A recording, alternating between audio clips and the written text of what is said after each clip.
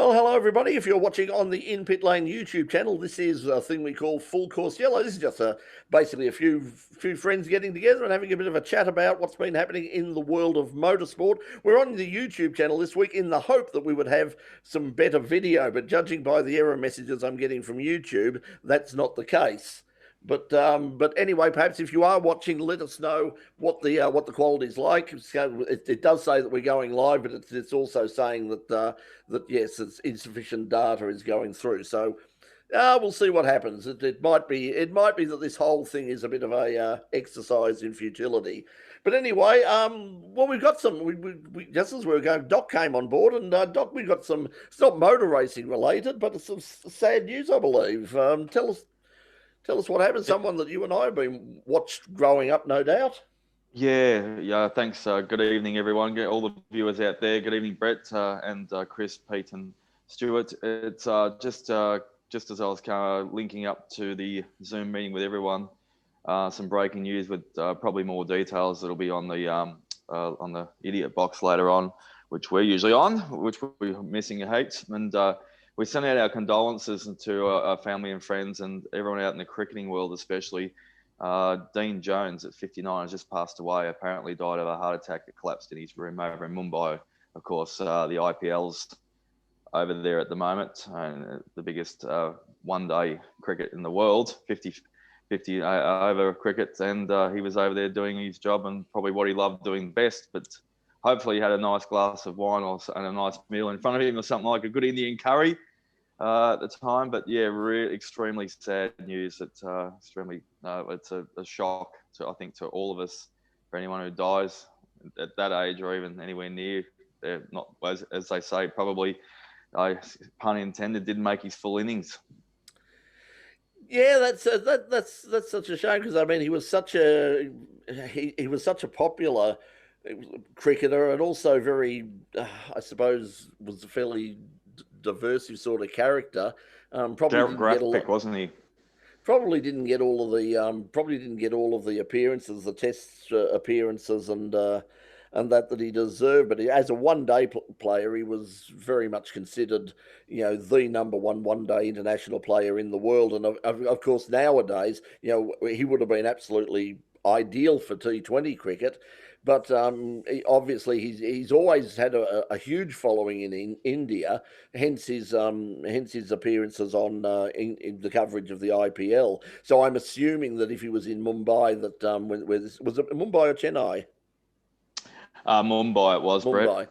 Mumbai. So I'm assuming that if he was in Mumbai, because the actual IPL is taking place in the UAE, because I've been watching it, sort of, like quite a few of the games of a night. So yeah, so there'll be a minute silence and everyone will be in mourning over there, definitely, for the next couple of days. And he was always a popular character, as you said. He was very flamboyant on the field, and I think he came to a premature end because, as you said, we grew up watching him, or as young adults we loved watching his cricket, and he had that flamboyant style with the Ryan had a bat, always came in at number 3 in the form of a game that he played. But he had a falling out with Bob Simpson, I remember, which was well publicised in a few different ways back then, and he got dropped unceremoniously immediately for his falling out with Bob, and he probably had a little bit more to go in his career.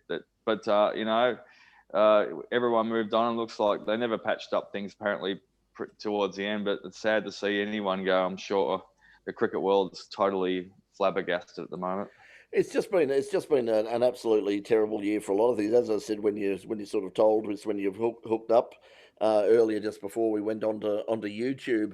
I woke up this morning, as people who know me well would know, that one of my great guilty pleasure is wrestling, and my favourite tag team of all time were the Road Warriors. The only bit of merchandise I have is a Road Warriors t-shirt, and as it turns out, it's in the wash at the moment. So otherwise, I would have been wearing it in honour of Joe Laurinaitis, Road Warrior animal, who died last night as well. Similar sort of age and similar sort of circumstances. Just basically a heart attack.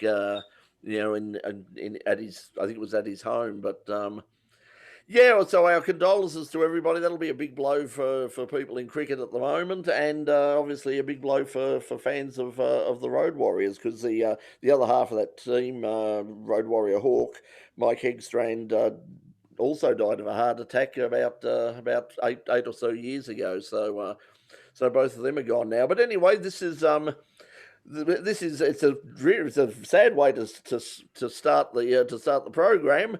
But anyway, let's talk about motorsport. And well, the big announcement today was that Foxtel, as expected, Foxtel and Seven have come up with $200 million, it's believed, to get the rights for the supercars for the next 5 years. That's under the current circumstances. That's a really, really good deal.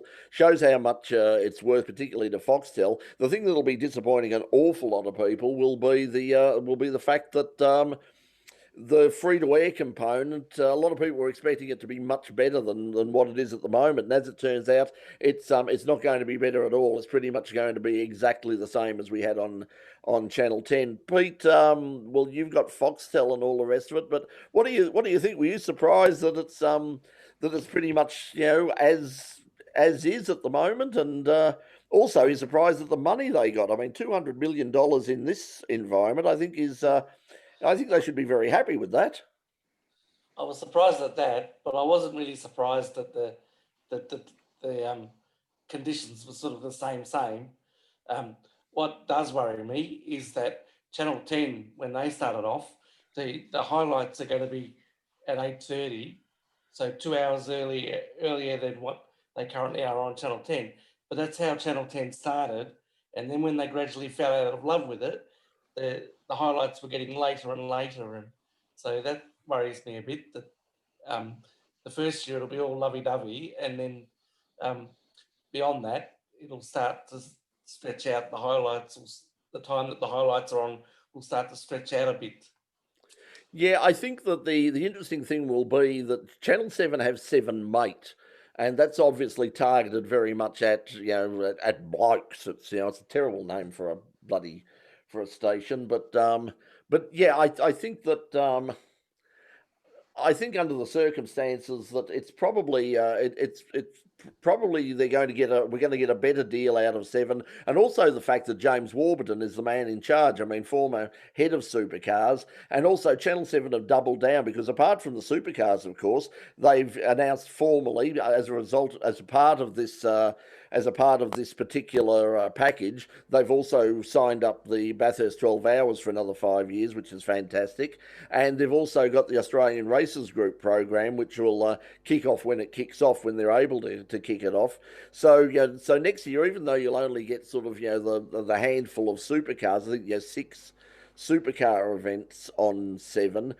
On top of that, you'll get the Bathurst 12 Hours, plus you'll get TCR, S5000, Trans Am 2, all of those things. So it's looking like it'll be a pretty decent sort of package on Channel 7. But I was just surprised that they got the $200 million.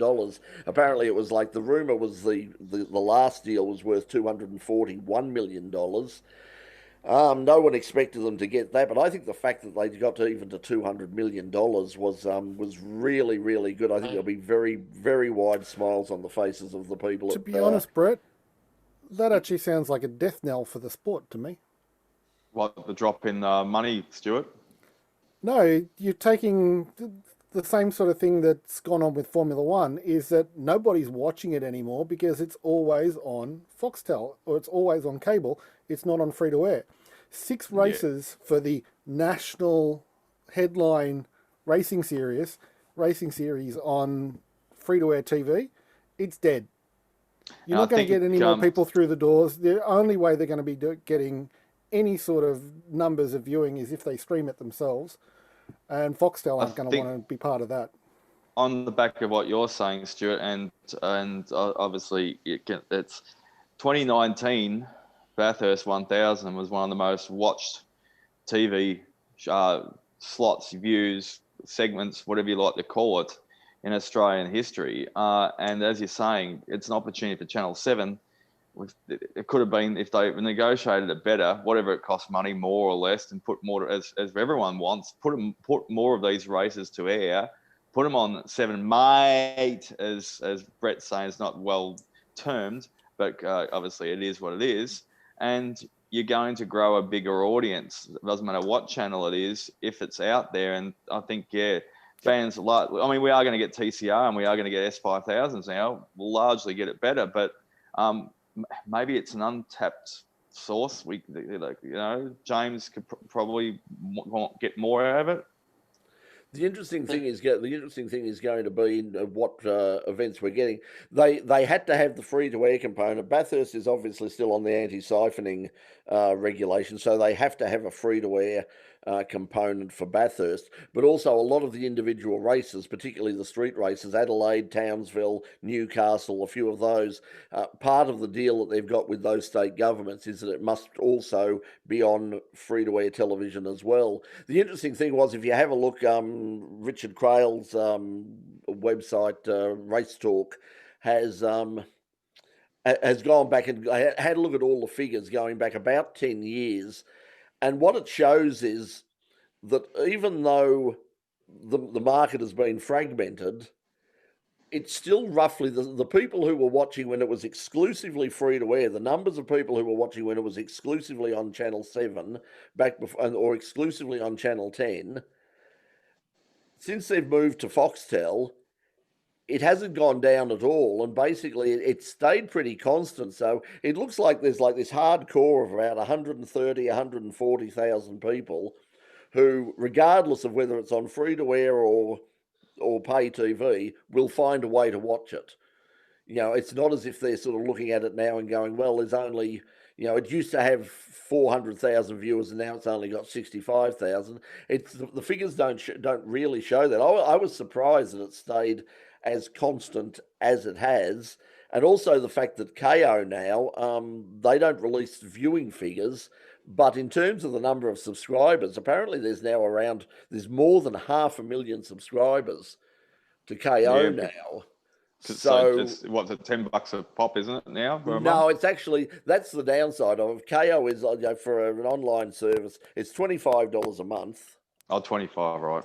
25, but that gives you what I always wanted when they used to knock on the door and say, hey, would you like to subscribe to Foxtel? I said, well, yeah, you put together a package that gives me just the sports channels and nothing else, I might be interested. That's effectively what KO is.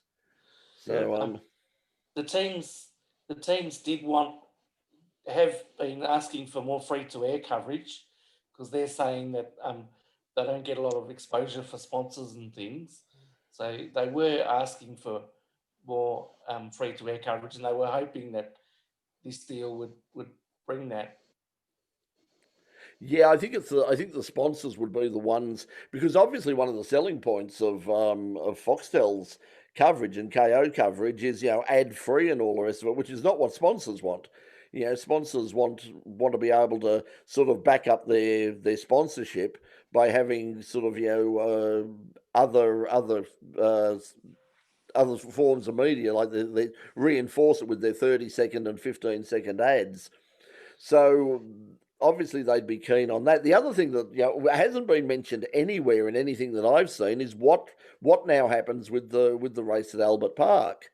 Because it hasn't been mentioned anything. I got the press release from Supercars. There's no mention of it there. I haven't seen anything in Speed Cafe or Auto Action or anything that sort of says how they're going to cope with that particular problem when it comes around. Because as far as I'm aware, Channel 10 have still got the rights to the Grand Prix. So if Channel 10, are they just going to say, okay, every round except Albert Park, where you'll have to watch on 10, or might they turn around and say, okay, we're not going to, it'll go back to the old days. It's not going to be a championship round anymore. It shouldn't be that big of a problem. The broadcast trucks are all out of the same damn garage anyway, regardless of who's the broadcaster itself. What they'll could probably do is actually talk to each other, and you'll have the Formula One race and all the headline acts on 10, and the V8s will be on 7, mate. Yeah, Australian television networks. talking to each other. Yeah, I know. It's a tough cooperating. call. It's a tough call. But they'll have to Yeah, do the it. other thing was though too. Remember when one had the Grand Prix, Chan had the Grand Prix, and Channel 7 had the rights years ago, and other categories were involved. If they weren't in the favourable camp, they just made sure they did not give 1 millisecond of coverage to either the vehicle or a driver, or even they didn't even mention their name. So it was always a massive taboo. If another station had the rights to a particular thing, they just stay away with it like the plague.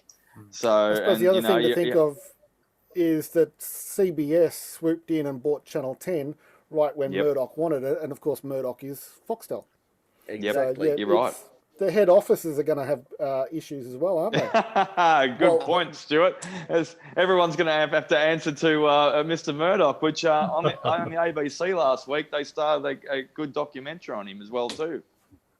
I read somewhere a couple of weeks ago that one of the 6 events wouldn't be the Grand Prix Supercars.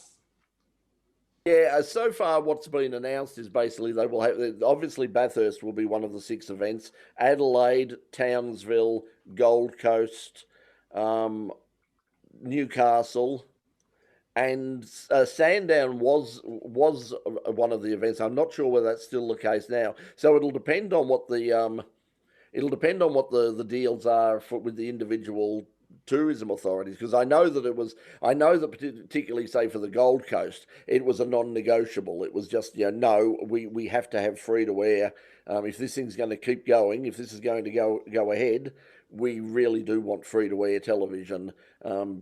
Because I mean, look at it from the point of view of the taxpayers. If millions of dollars of taxpayer money goes into it in your state, at the Gold Coast or at Adelaide, and then you turn around and you say to 75% of the population, "Oh no, but you can't see it unless you pay Mr. Murdoch $25 a month." And well, the state government's got a stake in that in Victoria. I think the federal government also tips a couple of dollars in, but isn't it somewhere in the vicinity of 150, 170 million the Victorian state government tips into to the Grand Prix here in Albert Park anyway too? Yeah, well, that all comes into, obviously the main game is the Grand Prix, but it's also, we saw on those years when there was threats and the supercars weren't running, that it does have quite a large effect, particularly on the crowd. There's a lot of people who really go along, and only I mean, you've probably seen it. I mean, Pete, you would have seen it. I mean, because you're there every year. That particularly on the Friday and that sort of thing, the V8s run and all the rest, and suddenly the crowd, half the crowd disappears. Yeah. On the Friday and the Thursday, they watch the V8s practice and qualifying, and they disperse and come back when the Formula Ones are on. They come back and disperse again. Well, that's it. There's so many other attractions to be seen at the Grand Prix.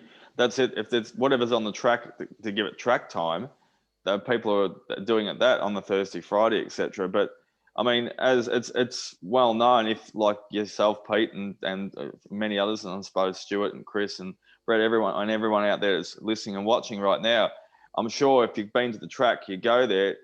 Saturday was one of the better days to go at one stage there, because you see more Formula One cars with their practice sessions and qualifying than you do actually on the race on the Sunday. Oh, your Friday and Saturday have always been the good value days for the Grand Prix. Particularly, I like Friday in particular because the crowd's not as big. You get a number of support races, plus you get a couple of sessions of Formula One. But see, that's possibly all going to change now, because Formula One are increasingly saying that they're going to they're interested in looking at having 2-day meetings from now on. Well, that would take away. They would obviously have something on Friday probably for the support categories and all that, so there'd probably be still races. But how many people are going to go along? I mean, I'm not interested in going on. I never go on Thursday, because I'm not going to pay the money or take the time to go down there to Albert Park and not see any Formula One cars. I want to see some Formula One cars running around. Unless on a couple of Thursdays over the years they've made it free to the public, which drew a large crowd just to get people down there and get a taste of the action. Besides that, Brett, you can't go on the Thursdays anyway. Because normally In Pit Lane is doing a live stream from Fed Square on a Thursday for the Grand Prix. Well, we only did that once this year. Look how that ended up. We ended up killing the Grand Prix. People can blame us now. It's like, you people got up and said, it'll be fine. We did live stream the year before from Crown. Oh, that's right. Yeah, from the Promenade. Yeah, from the promenade with the motorsport fan zone. Which was where we did it this year with Fed Square. It was lots of fun. Fed Square this year. I mean, they've both been two really good live streams. So they're both on the YouTube channel. If you want to go back and have a look at what we were doing there, because it was a very small sort of operation, but I think they came out really well under the circumstances. I was very happy with both of them. Yep. No, there'll be no big Daniel next year, that's for sure. Like we usually got to see the massive Andre the Giant style Jack and the Beanstalk Daniel Ricciardo we got to see when we were down there, because he's not at Renault anymore.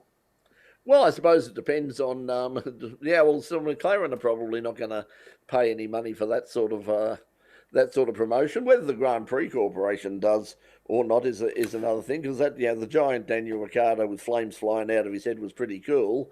But the thing is, I don't think we're going to see any sort of Grand Prix sort of action here in Melbourne until I think they're going to have to try and do that deal to swap the Moto GP and the Car Grand Prix over, because we're not going to be up and open for business in terms of having crowds again and international spectators and everybody coming into the country. That's not going to happen in March. I don't think. I think we're still we could always pitch to be the final race of the season. Well, I think that's sort of what they were looking at. That's the rumour I've been told from a couple of people who should know, is that's the thing they're negotiating at the moment, is taking the Moto GP from mid-October, moving that to March, because you can set up and race without a crowd at Phillip Island. You're not building a track. You're not going to that expense. I mean, it'll, there won't be any problem. Cars at Phillip Island would be amazing. So, yeah, but then... It'd be so beautiful. But then you've got the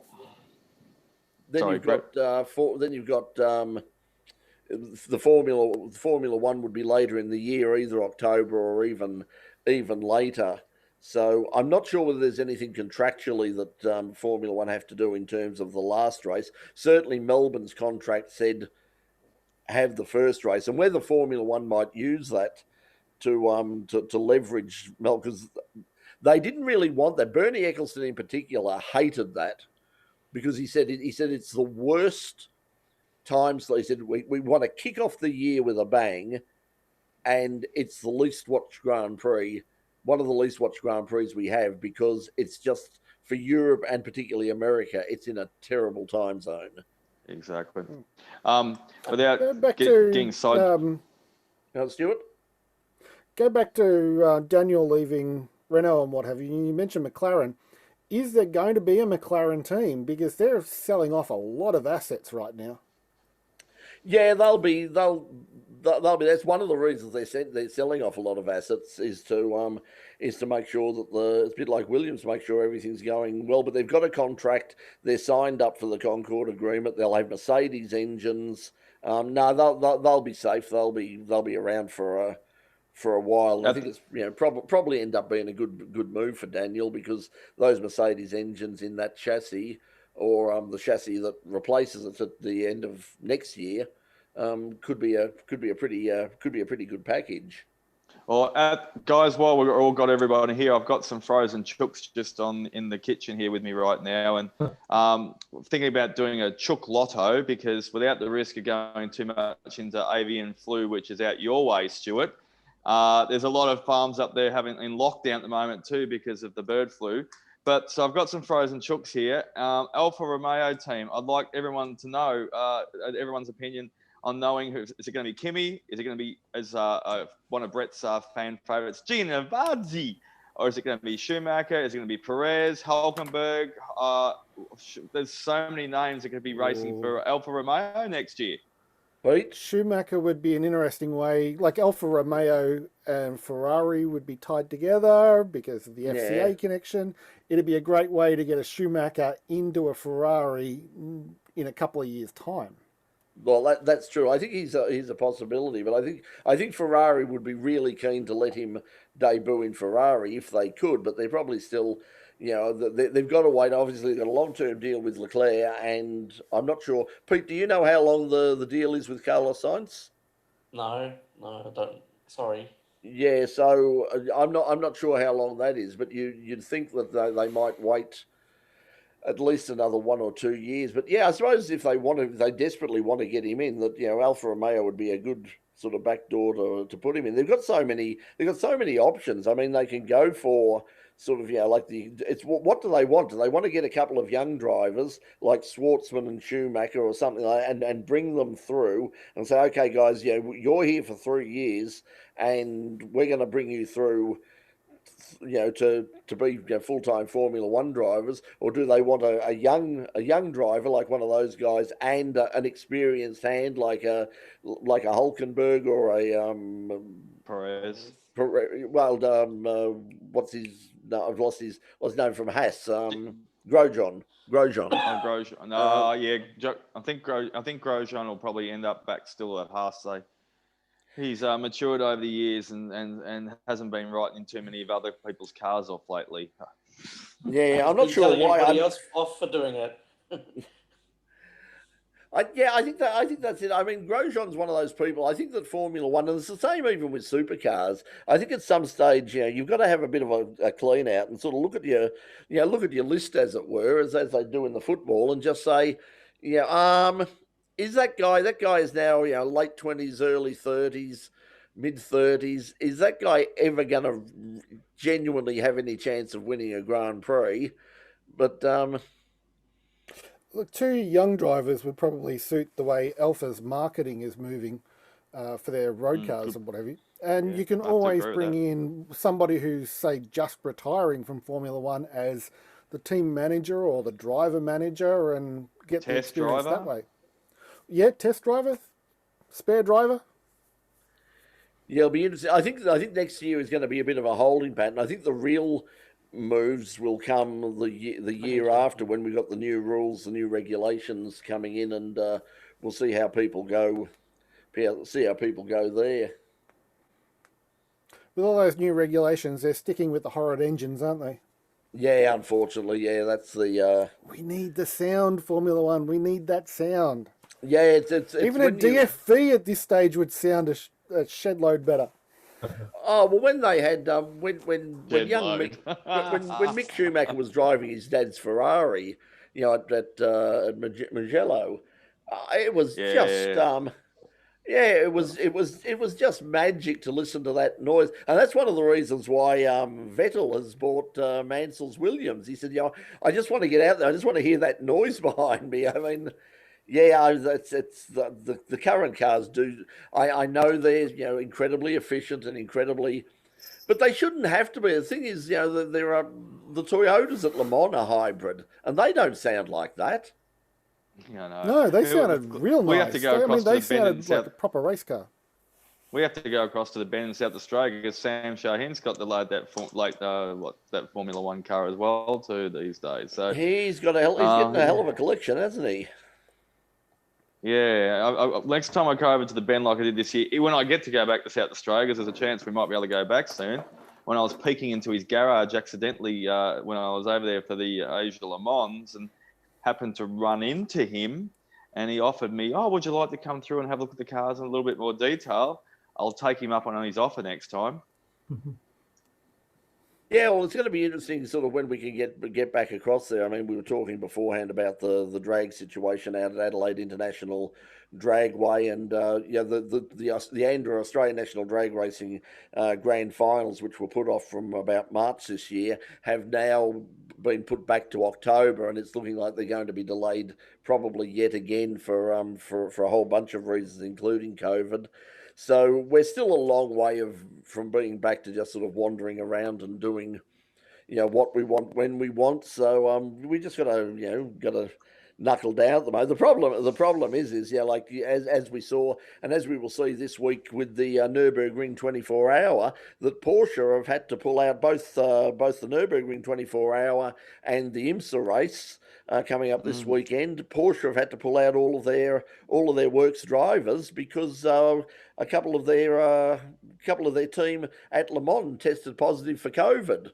So they've suddenly lost about 9 Porsche factory drivers and a couple of cars from 2 races on the weekend because of COVID. And the way that it's been growing in France and particularly around that Pays de la Loire region, I think that if they only get away with a couple of people testing positive after Le Mans, they're going to be. I think they should consider themselves very, very lucky because they've sort of shown as they've moved around the Tour de France. It's sort of left. You can sort of follow 4 or 5 days afterwards the COVID-19.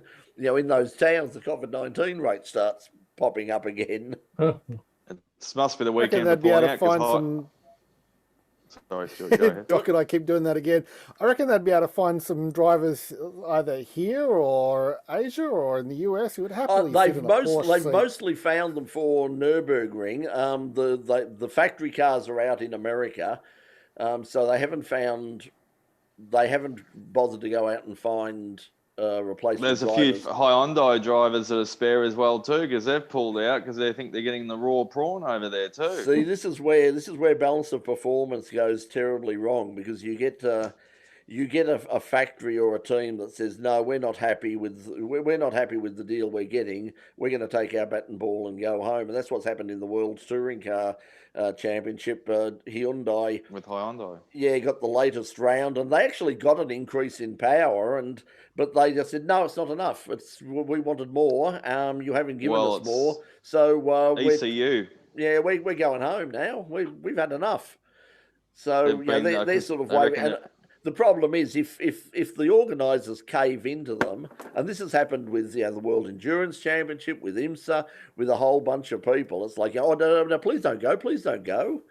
Okay, we'll give you a little bit more, and they come back, and then someone else is going to start trying it. If Hyundai look at it, and they've been pretty successful. So so Seat will say, well, we're not happy now, and with Dylan O'Keefe with the Renault aren't anywhere near the front at the moment. Was to stop Renault saying, hey, hang on, we're down in 12th and 13th position on the grid. We're not happy with the deal we're getting. We need more power. We need lighter weight. We need whatever we need. How many times did Holden threaten to take their bat and ball and walk away from V8s?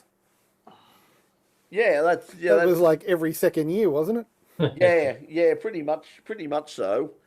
They Speaking about bats and balls, I think Christian Horner come up with a really good idea, which has been pretty much given the backing by everyone that's in the motorsport. How about an invitational Grand Prix after what's happened this year for Formula One? And let's pick a track each year that puts their hand up and says, I can make a spectacle of myself. Well, if they want to make a spectacle, why not mix it up with, say, a couple of current cars and a couple of older cars and see what's faster and what the fans like more? Well, the current cars are going to be faster. I mean, they're always just have to look at lap times. Not much.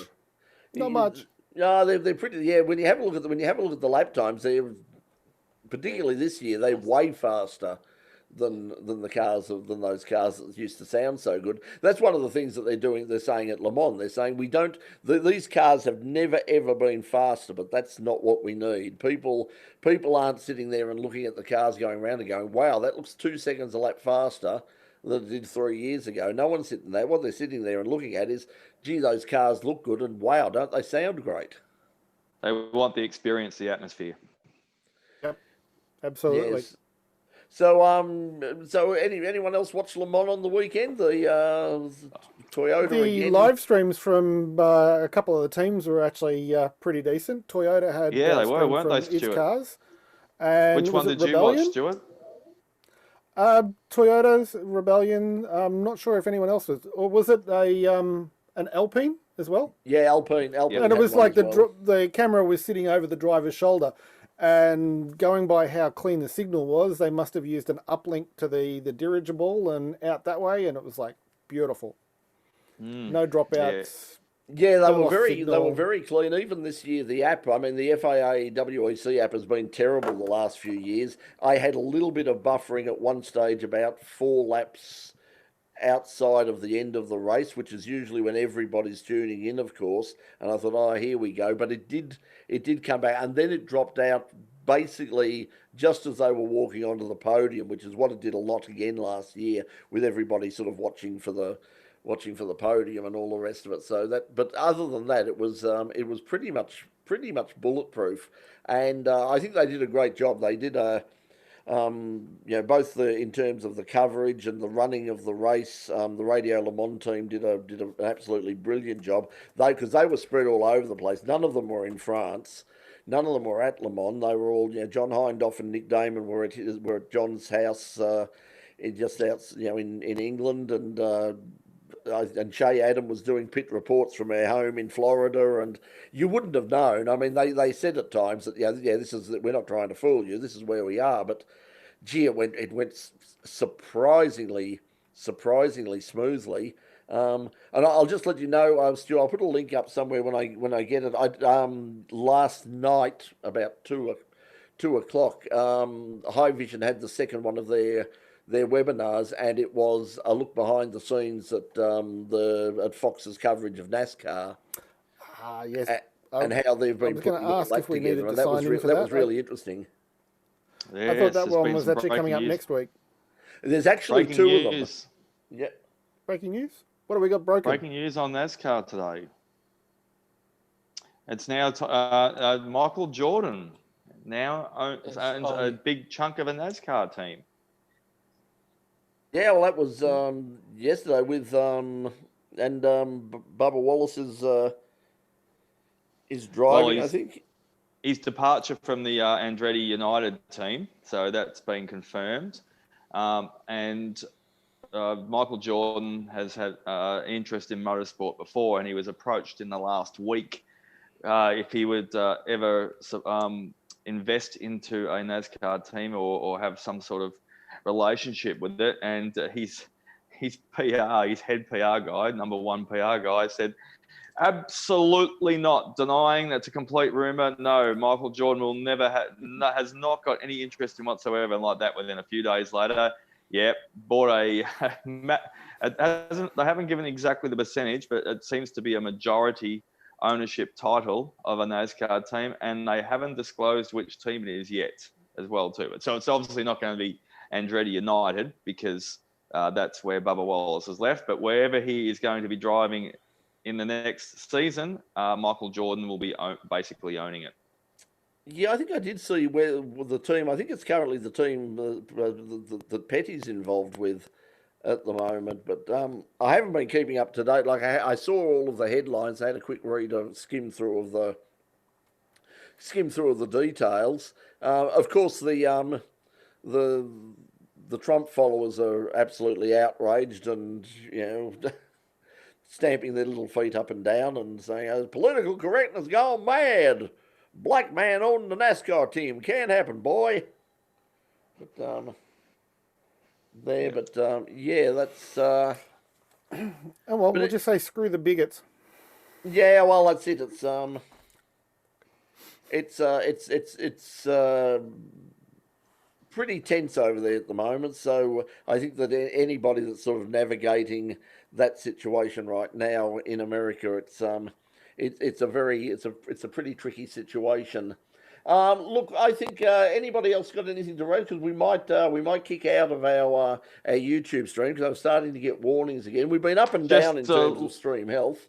What do you got? Just touch on some Moto GP news that obviously it's been an up and down season, and it probably makes it more interesting than ever, because there's so many.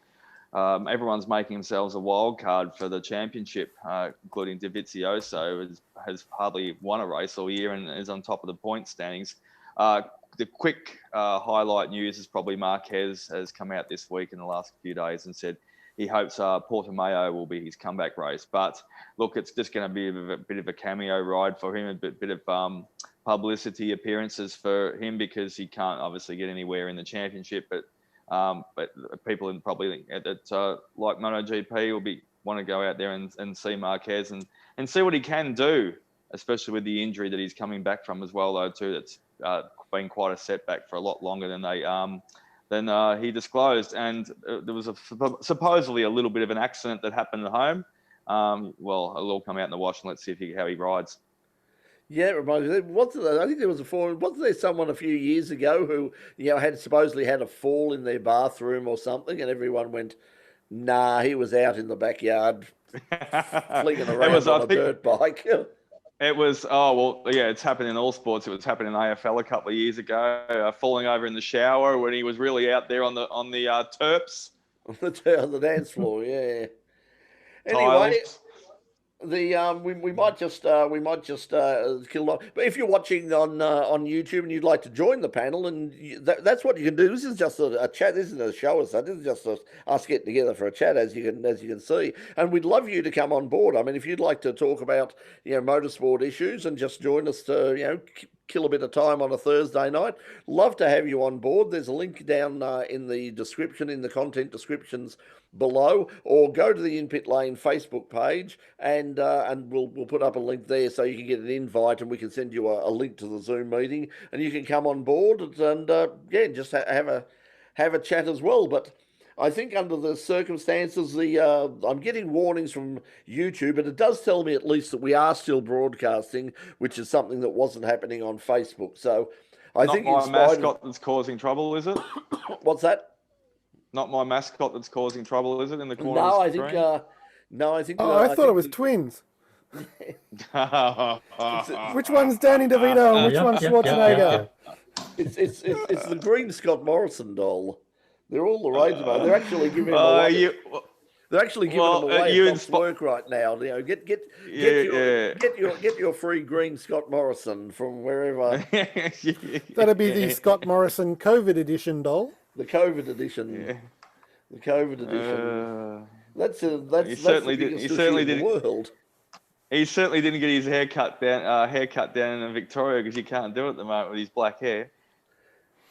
No, it's an interesting head of hair, but that's more in keeping with the original comic book there. But anyway, look, thanks to if you're watching at any stage over the next week or so on the In Pit Lane YouTube channel, where we get together every Thursday night at 9:00 Melbourne time, and as I said, we just make this up as we go along. We just have a bit of a chat, find out what's going on, catch up with each other, and say and you can sort of eavesdrop on us. If you want to ask questions, there is a chat on the YouTube channel. As I said, this is the first time that we've gone over to YouTube, and even despite all the warnings and errors that are coming up there, it does seem to have been a lot more stable than the experience between Zoom and Facebook. And it's not because it's not at our end. This is basically going from Zoom to Facebook, and something between the two of them was causing some problems, but it doesn't seem to be anywhere near as bad here on YouTube. So that's all we have. That's all we have time for this week. We're going to see you next week. Enjoy. If you want to watch the Nürburgring 24 hours on the weekend, there are links there will be links on the In Pit Lane webpage and embed codes there, so you'll be able to watch that. I think actually stuff gets underway. Might even be some stuff happening tonight, but probably is. But certainly for tomorrow and Saturday and Sunday, you will see the stream that's on YouTube, available to everybody, and that'll be on the In Pit Lane YouTube channel. Also coming up this weekend, I think, is the next round on Sunday, is the next round of Super Formula in Japan. And if you want to see some really fast open wheel cars that still sound good, Super Formula is great. They're basically open wheel is powered by the same engines that power the Super GT cars, so sort of 550, 600 horsepower, 2-litre turbocharged engines. So and if they go slow enough, they're a beautiful piece of machinery too, aren't they, Brett? They are absolutely beautiful to look at, those cars. Yeah, they're a nice looking open wheeler. IMSA is on as well. There's so much motorsport happening at the moment. So we'll say goodbye to you on the In Pit Lane YouTube channel. Hope you come back next week. Hoping to get a couple of more interviews that we might put up on the channel. Obviously, we're not in the studio at the moment. moment. And I was saying to somebody today, I doubt whether we will get back into the studio this year. The way things are looking at the moment, highly unlikely that RMIT and the other universities in Victoria will be open anytime this year. Hopefully, keep our fingers crossed, we might be able to get back next year and do some more proper shows for you. But in the meantime, as I said, this is just something casual we do of a Thursday night. Don't have to write it, don't have to edit it. We just sit here and talk. So I hope you've enjoyed it. If you haven't, come here next week and join us and raise the standards a little bit, okay? So we'll see you next week. So from all of us here, we're going to say goodbye from the In Pit Lane YouTube channel. Until next week's Full Course Yellow, bye for now. Bye.